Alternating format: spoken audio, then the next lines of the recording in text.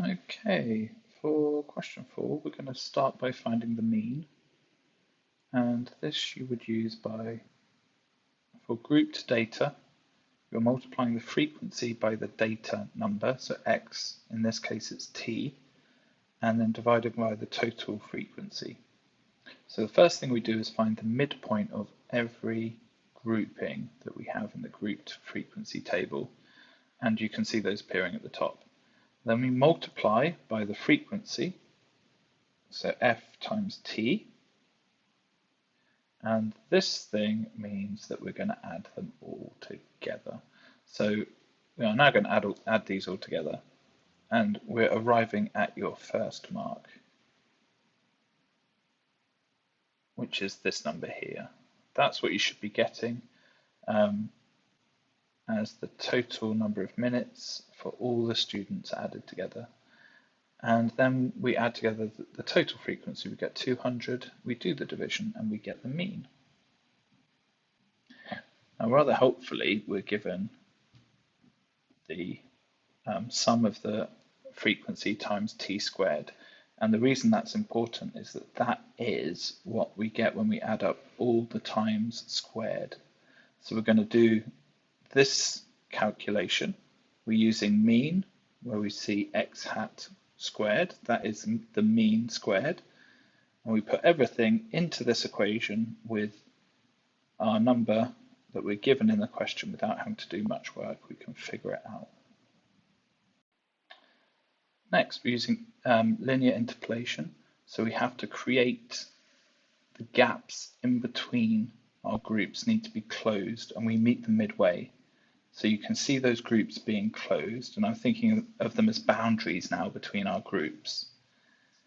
And then at the same time, I'm going to think of the boundaries between the groups are the number of students up to that point. So we're going to put cumulative frequencies directly underneath our boundaries.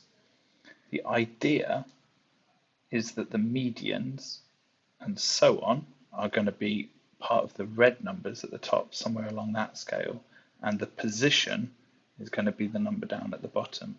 So 100 is somewhere between 62 and 150, so the median is going to be between 20.5 and 25.5. What I do next is set up a fraction using the red numbers and mimic that fraction using the black numbers down at the bottom. And now I just go on and solve this equation to find out what the median is.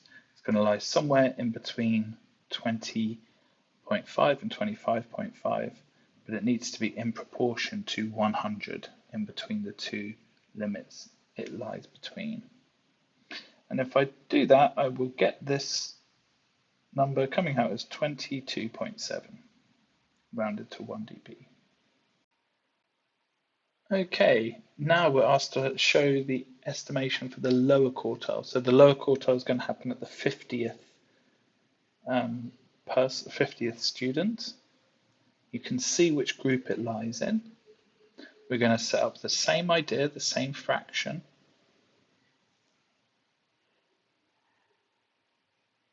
The fraction using the red numbers and Q1 is the same as the fraction using the black numbers down at the bottom. And if we do that, we should be getting a number between 10.5 and 20.5.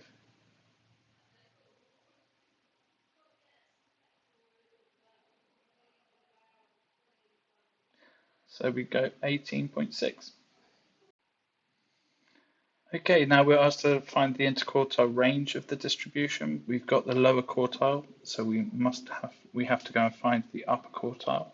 3/4 of 200 is 150, so we're trying to find the time that's the equivalent of 150 students.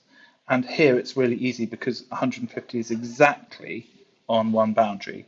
So the upper quartile is 25.5.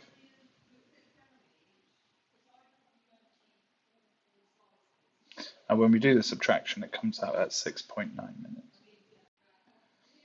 Okay, so in part A, we were asked to find the mean, And the mean is going to be decreased by 5 minutes if we decrease the time of every time that's been recorded. So that makes sense. An average decreases. Standard deviation will not be changed because the spread of the data hasn't changed. In B, we had to find the median. That decreases by 5 minutes, just like the mean, because that middle number will have been decreased by 5 minutes. Then the lower quartile, well, that decreases by 5 minutes because the 25th percent person time goes down by 5 minutes too. And then finally, the interquartile range is unchanged because both the lower quartile and the upper quartile go down by 5. The difference between them doesn't change.